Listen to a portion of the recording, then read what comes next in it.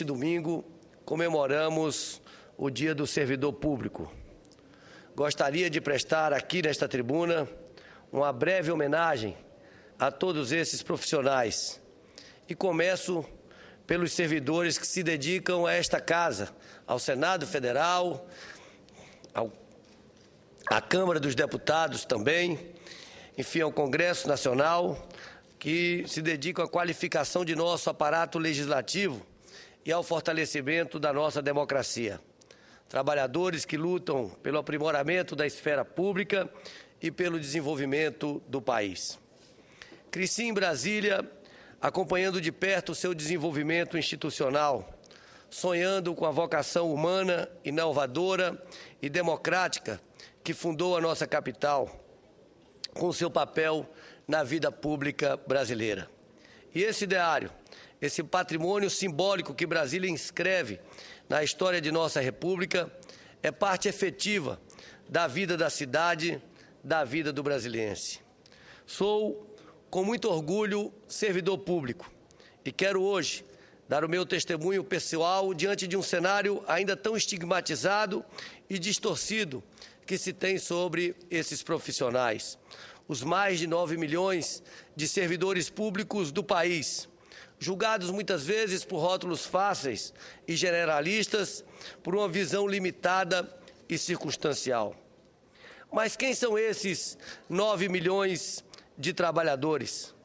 São profissionais que se dedicam efetivamente a servir, que se colocam de fato como agentes de transformação a serviço da cidadania e do desenvolvimento. Este é um reconhecimento que precisa ser feito no momento em que celebramos uma data como esta, não só pela sociedade, mas por todos nós, servidores. No momento em que concursos públicos se consolidam na prática institucional do Estado brasileiro, no momento em que a crise econômica se agrava no mundo e já traz os seus impactos em nosso mercado de trabalho, o serviço público tornou-se um sonho cada vez mais comum em nossa sociedade. Mas até que ponto esse sonho dialoga com o bem comum? Até que ponto o sentido de servir se imbui do sentido realmente público, que não é estatal, não é partidário, não é pessoal, diz respeito ao bem comum, à política pública que só se faz legítima se estiver fundamentada no diálogo e na liberdade de expressão da gestão compartilhada. E isto, no aparelho de Estado, é um impacto mais que estético. É política à vera, é política sem palanquismo ou culto à celebridade, é política que traduz a própria ética da polis.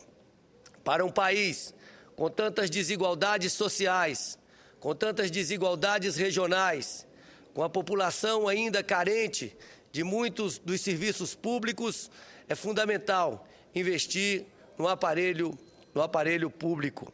Tenho convicção de que a maioria dos servidores públicos brasileiros traduzem esse compromisso. São profissionais que trabalham duro, que lutam a cada dia em condições diversas, pela autonomia e pela qualificação da máquina pública. Não é possível pensar numa política eficaz e eficiente de desenvolvimento sem considerar a perspectiva e o fortalecimento desses profissionais. E quando falo em fortalecimento, não me refiro apenas à justa remuneração, nem apenas às condições dignas de trabalho, mas a oportunidades permanentes de modernização e formação, com políticas motivacionais e de valorização desses trabalhadores. Um objetivo-chave a ser perseguido por qualquer projeto de modernização nacional. Já houve muitos avanços no setor, mas ainda resta grande caminho a percorrer. Por exemplo, só agora, 24 anos após a promulgação da Constituição Federal, a Constituição Cidadã, que se discute a regulamentação dos concursos, área em que muitos abusos ainda são cometidos. Aqui no Senado, sou relator do PLS 74 de 2010, que estabelece regras gerais para concursos públicos e apresentarei, ainda essa semana, um substitutivo para que possamos dar ao país uma legislação capaz de gerar segurança para todos os que almejam ser funcionários públicos no Brasil, garantindo regras claras, transparentes para garantir que os melhores profissionais brasileiros possam se inserir no serviço público. A profissionalização do Estado permite cada vez mais que os funcionários públicos deixem de servir aos interesses dos mandatários de plantão para serem servidores do público, e isso incomoda muita gente. E cada vez mais ocupam seu espaço na luta legítima contra o aparelhamento do Estado, o que também contraria muita gente. Embora ainda existam situações que precisam ser resolvidas, desde o governo do ex-presidente Lula, os servidores públicos passaram a ser mais valorizados.